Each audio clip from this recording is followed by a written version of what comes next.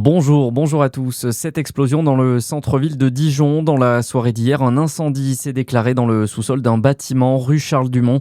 Les flammes ont été causées par l'explosion d'une batterie au lithium d'un vélo électrique. Le feu a finalement été maîtrisé rapidement. Près d'une vingtaine de sapeurs-pompiers et une dizaine d'engins étaient mobilisés. Une femme blessée après le braquage d'un supermarché en Saône-et-Loire.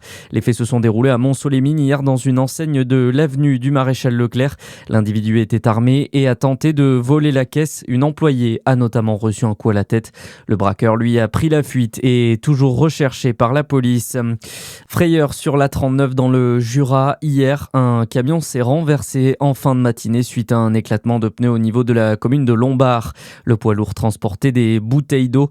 Par chance, aucune victime n'est à déplorer. La circulation a pu reprendre normalement en début d'après-midi.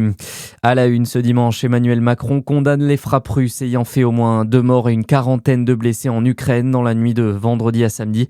Une nouvelle attaque qui illustre selon le chef de l'État la détermination de la Russie à prolonger cette guerre.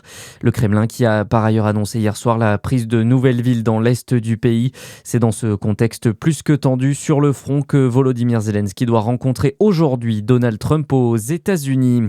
En France, la moitié des 750 000 bovins ont déjà été vaccinés dans le sud-ouest. La ministre de l'Agriculture Annie Genevard salue une avancée majeure sur l'ensemble des éleveurs et assure que la mobilisation reste totale pour continuer la vaccination.